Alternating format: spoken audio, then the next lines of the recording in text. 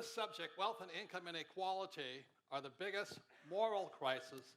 I'd also say it's a spiritual crisis in America today, all around the world. This gap between the rich and everybody else is reaching critical proportions. And I think one of the biggest crises is the young people. Today's young unemployed become tomorrow's unemployable. They lose valuable jobs, training skills. So I'm going to show, since a picture's worth 1,000 words, I'll just show you some pictures about how rapidly this inequality, as well as opportunity inequality, is growing. So what's happening in America today, savers are losers. You know, most parents say to their kids, go to school and save money and work hard. But in 1970, when I graduated from school, $1 million at 15% interest earned me $150,000 a year. Now, you could live on $150,000 a year back then. But in 2016, due to this thing called quantitative easing, I call it the Greenspan put, it's $1 million at negative 5 basis points. It's going to cost you $1 million to save $1 million. That is how deteriorated our financial systems have become. And this is one of the causes between the gap between the rich and the poor. The other thing is that fewer and fewer families are receiving middle-class incomes. It's going down. Every time we shop at Walmart, we ship dollars and jobs over to China and Pakistan and all the other countries. That's capitalism. The other thing that's happening when people's incomes go down, they become dependent. Now, the US government tells us that poverty has been beaten in America. Well, maybe poverty has been beaten, but what has increased is the entitlement mentality. The attitude that the government and other people should take care of me. As I said, it's a moral crisis as well as a spiritual crisis. I learned in Sunday school, give and you shall receive. And too many people today think they should receive. This is the other crisis here, is Social Security. Being Japanese, the Japanese call it, Social Security.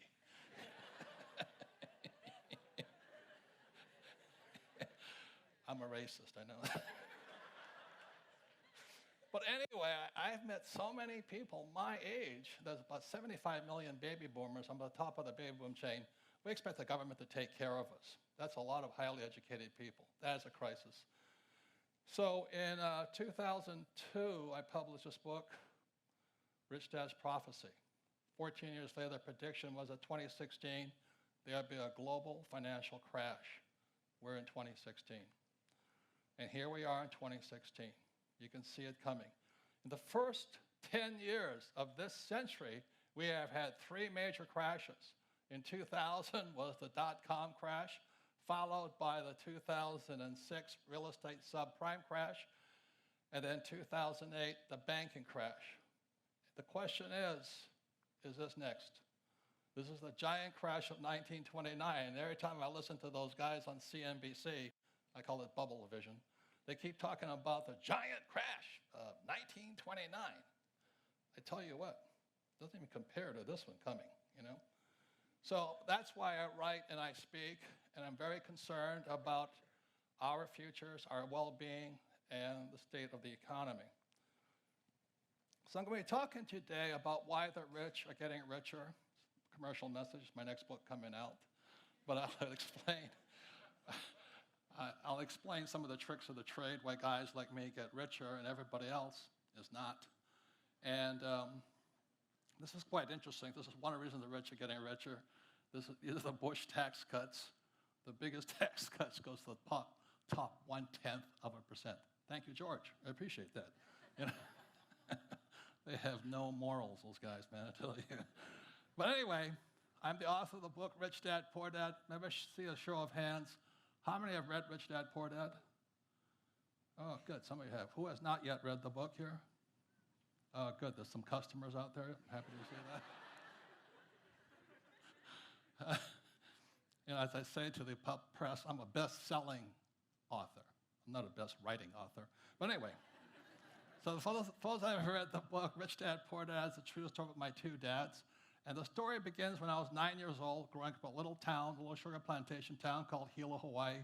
And I raised my hand in the 4th grade, and I went to a very rich basically all-white school. And I said, Mrs. Gerald, when will I learn about money? And she says, money? Don't you know the love of money is the root of all evil? I said, not to me, but I tell you.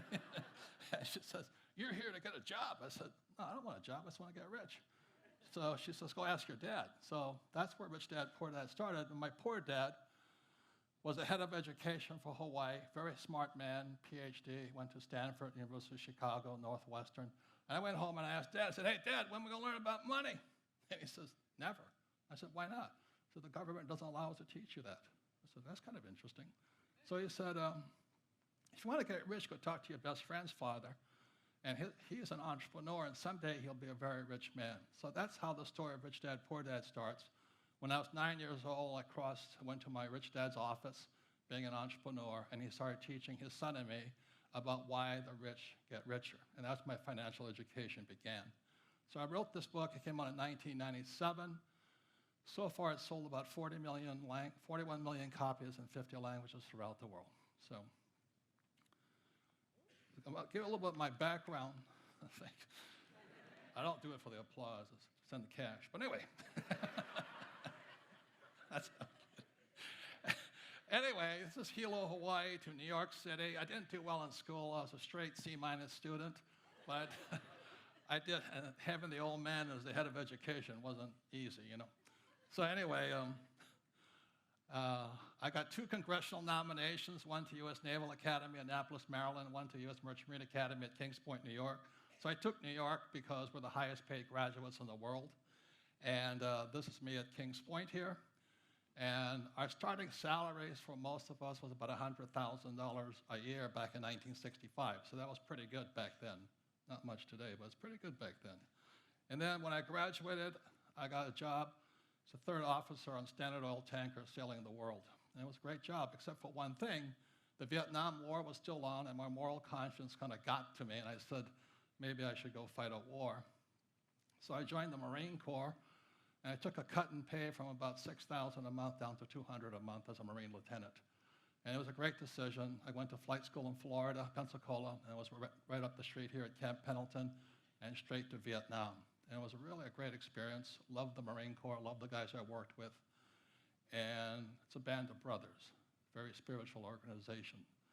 And when I came back, that's when my business career started. It's my first business, the surfer wallet business and all this. And everybody thinks, yeah, when you start getting successful, life's easy. Well, no, success is expensive. You know, I started selling these silly wallets, and all of a sudden they took off. And I spent more time raising capital to buy more inventory so I could sell more. But it was a great learning experience. I learned to make a lot of money selling wallets. But anyway, my life changed when I met this man here, Dr. R. Buckminster Fuller. This here is what Fuller is noted for. He's considered a futurist and a friendly genius. This is a geodesic dome, which was at the Montreal World's Fair in 1967. So in 1967, I hitchhiked from New York City all the way to Montreal to go see the dome, and it was a mind-blowing experience. I never thought I'd ever meet the great genius. You know, John Denver calls him the planet's friendly genius. So anyway, but in 1981, I had a chance to study with him up in Kirkwood, California, near Lake Tahoe for 5 days. And I made the mistake of sitting down well, he sat down next to me, really. And it was called the Future of Business Seminar. And he sits down next to me. He says, Robert, what is your life's purpose? What is your mission in life? I said, oh, to get rich. Wrong answer. He chewed me out. He says, it's a waste of a good mind. You know, it says, why don't you do something to change the world? I said, change the world? I just want to get rich, you know. And finally, I got it. As he says, you know, I'm not here to work for me. I'm here to work for everybody else. And it was a pretty cathartic event once I realized how greedy I was. Then I studied with him for 3 years. And every time he kept asking the same question that he asked himself, what can I do? I'm just a little guy. What can I do? I'm just a little guy. He was tiny too. So I ask all of you, what can you do? We're just little people in many ways. So I studied with him for 3 times, 81, 82, and 83. And then he passed away on July 1st, 1983, and he left this book behind. It's called The Grunch of Giants. It stands for Gross Universal Cashites, Grunch. It's how the ultra-rich rip us off. Now, Fuller is a friendly genius. He never wrote finance books or economic books. He's math, science, art, design. He's an architect. I read Grunch of Giants and understood it because it's exactly what my rich dad was telling me. The rich are ripping us off. So at that point, I said, what can I do? I'm just a little guy. And I decided at that time I would take on grunge. And for those of you who wonder who grunge is, you may just notice that those crashes we just had, we got bailed out. The rich got bailed out. Let me tell you, ladies and gentlemen, Bernanke and the president and Paulson stand up there and they say, this was a mistake. We had to save the economy. That's a lie. I hesitate to tell you that. It's a lie. They bailed out the rich. It is part of their business plan. It goes on all the time. So, ladies and gentlemen, I said in 1983, I got to do something about this. And what can a little guy do is take on the biggest banks, the Federal Reserve Bank, which is not a bank, not federal, no reserves, not American. Get the hint? And I could take on Wall Street, I could take on government, but I could also take on the school system. See, ladies and gentlemen, those crashes, these bailouts are not accidents. And neither is it an accident there's no financial education in school. What my research found since 1983 is premeditated.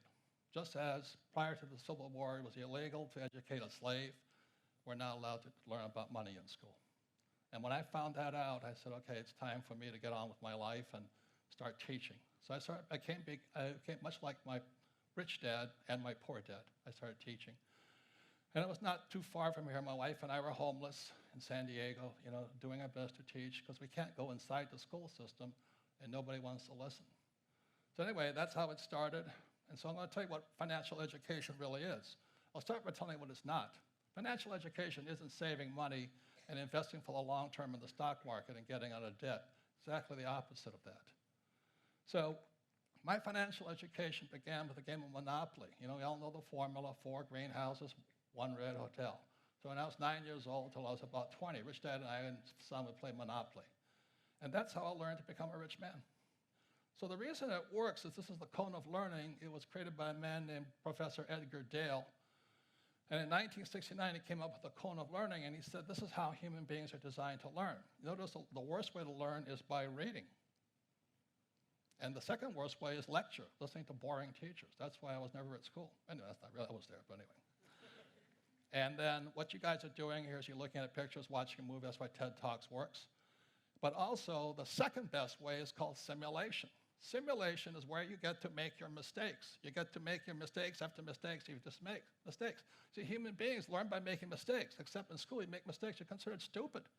In business, you make a mistake, you're fired. And you make a mistake in business, you're a failure. So a person's got to find a place to make mistakes. In scientists like Edison, it was a laboratory. So the reason I learned a lot was I made mistakes playing Monopoly. That's how I learned so much. And today I play Monopoly in real life. My wife and I have over 10,000 units, several hotels, golf courses, and oil wells. But that's the game.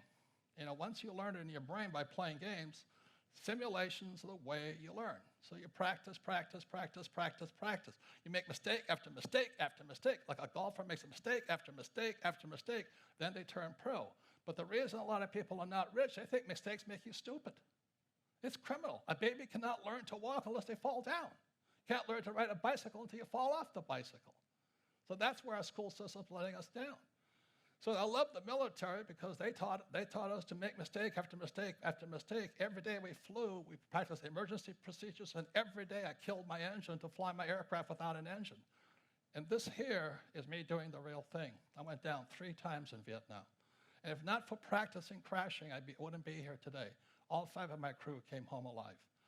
So what I did was, after Bucky kind of chewed me out, he says, what can I do? I'm just a little guy. My wife and I created this board game called Cash Flow, but this is the key to the cash flow game here. This is called a financial statement. You add a financial statement to Monopoly, you have cash flow. This is financial literacy, how you understand numbers. So the beauty of the cash flow game is today we have thousands and thousands of cash flow clubs all over the world, people teaching people without having to go through school and getting into student loan debt. Now, you have to go to school to be a doctor, a lawyer, an engineer, but you don't have to go to school to be rich. So all over the world today, I did what Dr. Fuller asked. I started empowering people to learn. So all over the world today, every day in different languages, people are teaching people the same lessons my rich dad taught me. And here's the financial statement: income, expense, asset, liability. The beauty of this here is this. This is your report card when you leave school. My banker never asked me my grade point average or what school I went to. My banker wants to see my financial statement. And the reason most people can't get loans is they don't have a financial statement. They don't even know what it is when they leave school, even college graduates. The reason I can borrow hundreds of millions of dollars, I have a strong financial statement. It's financial literacy. And this here is very simply it's income, expense, asset, liabilities. Poor dad always said, go to school and get a high-paying job. The problem with education, they teach you to be employees. Rich dad taught me to be an entrepreneur, acquiring assets. 4 greenhouses, 1 red hotel. Assets are very simple. You can plant an apple seed, and an apple seed grows into a tree. You harvest the apples. You sell the apples, you reinvest your profits, and you keep building an orchard. That's how you get rich. Or a friend of mine, when he was in high school, his grandma gave him some chickens. Those chickens laid eggs. He sold the eggs and reinvested it.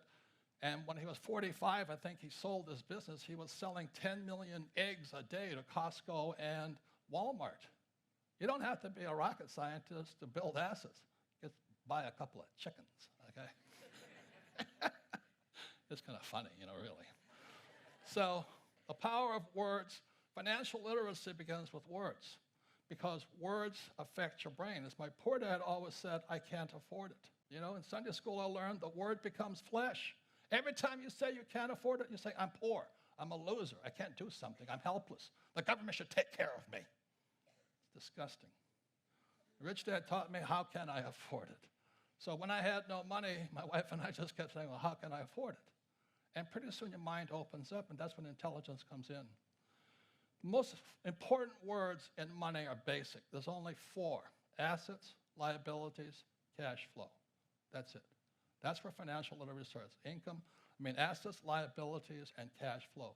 You understand those 4 words, basically, then you can build your vocabulary. Money has a language, but it's not taught in school. It's taught job security versus being an entrepreneur. Look for job security instead of go for financial freedom. It's somebody should take care of you instead I'm going to take care of other people. As an entrepreneur, I have thousands of employees. That's my job. It's to create other jobs, give them a safe life. So number 1 is assets. Number 2 is liabilities, cash flow. These are liabilities. The reason the poor and middle class grow poor is because they think their house is an asset. If you read Rich Dad, Poor Dad, I said several things. Savers are losers, and your house is not an asset. This came out in 1997 and 2007. The subprime market crashed, and tens of millions of people throughout the world found out their house was a liability. Look, if you use the wrong word to describe the wrong issue, you will always be stupid and broke. So don't call a liability an asset. And that's why so many people are broke. They're using the wrong words. The words become flesh. Financial literacy. Change your words, change your life. Never say I can't afford it. Ask yourself, how can I afford it? Work to acquire assets, not liabilities. That, ladies and gentlemen, we have thousands of cash flow clubs around the world. People are teaching people. You don't have to go to school to learn to be rich. So the thing is Bucky Fuller challenged me. What can I do? I'm just a little guy. I stopped making wallets and I started making sense. My wife and I created this cash flow board game. It's played throughout the world today. Every day, tens of thousands of people are teaching themselves. That's how you change the world. But we change your words, you change your life. So the best news is words are free. It doesn't take millions of dollars to change the world. Just change your words. Thank you very much.